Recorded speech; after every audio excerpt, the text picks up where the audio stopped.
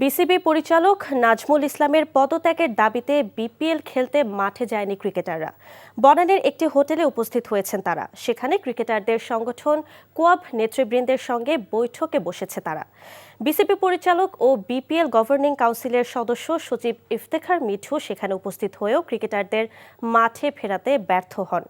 গতকাল পরিচালক নাজমুল ইসলামের মন্তব্যের কারণে বিপিএল সহ সব ধরনের খেলা বয়কটের ডাক দেন ক্রিকেটাররা। এদিকে বিপিএলে ঢাকা পর্ব শুরু হওয়ার কথা ছিল আজ। শেরেবাংলা স্টেডিয়ামে টস হয়নি। দিনের প্রথম খেলায় চট্টগ্রাম রয়্যালসের প্রতিপক্ষ ছিল নোয়াখালী এক্সপ্রেস। সন্ধ্যায় সিলেট টাইটান্স রাজশাহী ওয়ারিয়র্সের খেলার কথা। অন্যদিকে ৪৮ ঘন্টার মধ্যে পরিচালক নাজমুলকে কারণ দর্শানোর নোটিশ দিয়েছে বিসিবি। বিজ্ঞপ্তিতে ক্রিকেটীয় মূল্যবোধের প্রতি প্রতিশ্রুতির বিষয়টি পুনর্ব্যক্ত করেছে বিসিবি। এই মুহূর্তে রাজধানীর বনানীতে আছেন সিনিয়র করেসপন্ডেন্ট মোমিনুর রিপন। সরাসরি চলে যাচ্ছে সেখানে।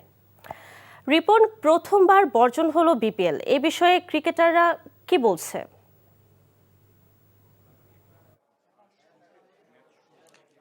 এখনো ক্রিকেটারদের মধ্যে আলোচনা চলছে, যারা কোয়াবের কমিটিতে রয়েছেন এবং কোয়াবের সদস্য রয়েছেন ক্রিকেট ওয়েলফেয়ার্সের, সকলেই ঠিক এই মুহূর্তে হোটেলে অবস্থান করছেন এবং তাদের সম্মিলিত মিটিংয়ের পরই আসলে চূড়ান্ত সিদ্ধান্ত আসবে। এটি দুপুর ১টায় হওয়ার কথা ছিল, কিন্তু যেহেতু ক্রিকেটাররা এখনও চূড়ান্ত সিদ্ধান্তে পৌঁছাতে পারেননি, তাদের আরও কিছুটা সময় লাগবে বলে কিছুক্ষণ আগে আমাদের জানিয়েছেন কোয়াবের কার্যনির্বাহী কমিটির সদস্য শামসুর রহমান শুভ। তিনি জানিয়েছেন ২টা থেকে ২:৩০ নাগাদ তারা আসলে চূড়ান্ত সিদ্ধান্ত জানাতে পারবেন। এবং আপনি যেমনটি জেনেছেন, এখানে বিপিএল গভর্নিং কাউন্সিলের চেয়ারম্যান ইফতেখার রহমান মিঠু রয়েছেন।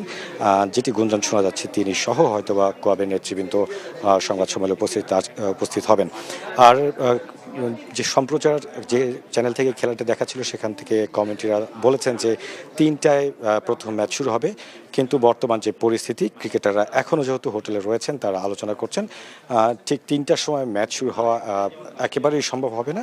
যদি ক্রিকেটাররা তাদের সমঝোতা হয়ে যায়, সেই ম্যাচ শুরু হতে আরও সময় লাগবে বলে ধারণা করা হচ্ছে। তো আদিবা, এই ছিল এখানকার সর্বশেষ অবস্থা।